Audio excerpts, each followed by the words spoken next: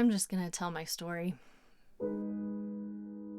I write songs as a way of praying through and working through things that are difficult and things that I can't always put into regular words, but somehow poetry and music allows me the space to process things.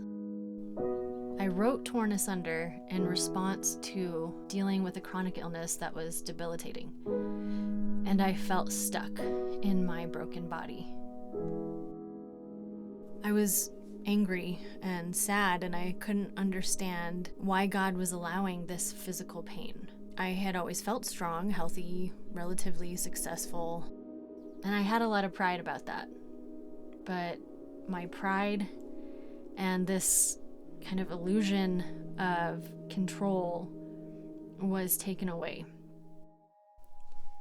It took a long time for me to accept my need for help, and I started to see a lot of parallels with the story from the Bible of Jacob wrestling with God in the desert. So Jacob is this fugitive running away from his mistakes. He's trying to hide, trying to save himself, and God is pursuing him. God meets him one night and wrestles with him until morning. Jacob is so determined to prevail that even when God touches his hip and breaks it, still Jacob does not let go. So God blesses him, gives him a new name, the name of Israel. Jacob walks away from that encounter with a wound for the rest of his life, but with a blessing. But what's so striking about this story is that it's not his physical strength or strength of will that earns the blessing. It's God's breaking him of his willfulness and rebellion. So really, we can look at this as an act of kindness and mercy on God's part. It's his loving restraint on Jacob. I see this posture of resistance to God's loving restraint in my own life, and I see it very clearly as a parent. You know, kids are always pressing the boundaries, and those boundaries are there for their safety. There's a scene in the video where I'm throwing a big fit and singing, "Hold me down, hold me." I'm communicating this idea that while we fight restraint, at the same time we crave it, because we also recognize it as a paternal, loving embrace.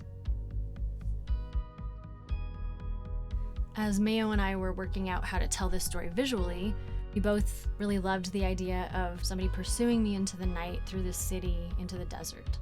He did a phenomenal job bringing to life this story with lighting, shadows, the austere desert beauty, all of it embodying this idea of God pursuing me with love and patience, all the while I'm trying to run away, hide, resist him, and just the exhaustion of that and the weariness of trying to fight with God.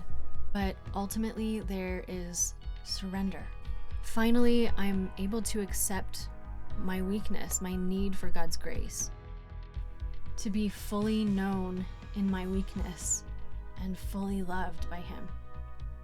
This change takes place of being able to see these wounds as blessings. In the video, we end with this powerful image of the pursuer as a Christ figure, and his blood is being spilled. By his wounds, we are healed. So rather than looking at our weakness and our wounds and our being torn asunder as some kind of punishment from God, what if we see it as his loving restraint on our lives to guide us and to protect us?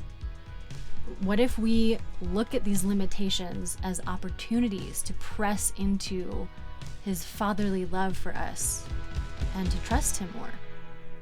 What if that is where we find true freedom?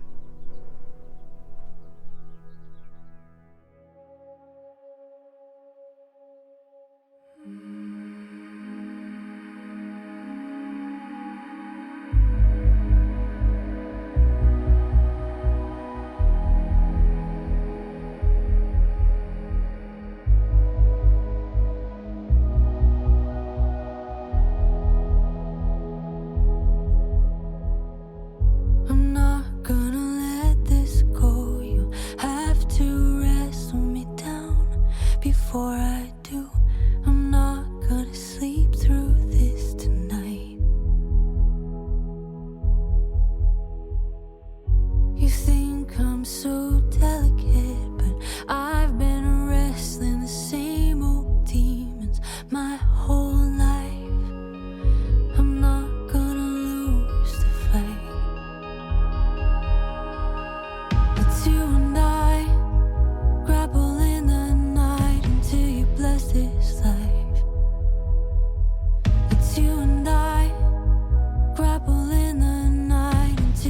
bless this life.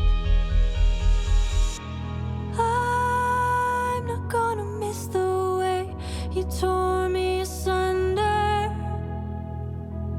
I'm not gonna dress these wounds, let them scar me forever.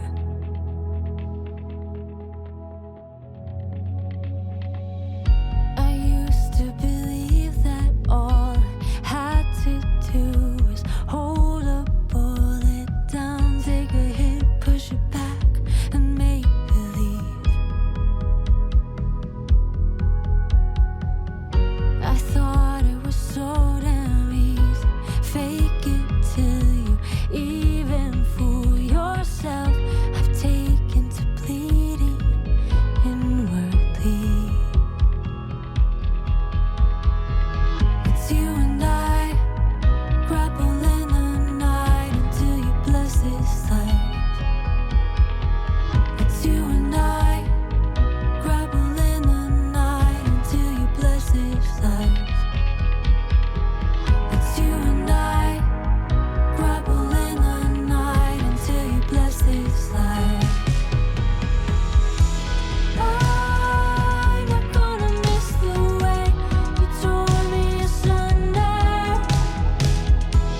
I'm not gonna miss these words, cut my teeth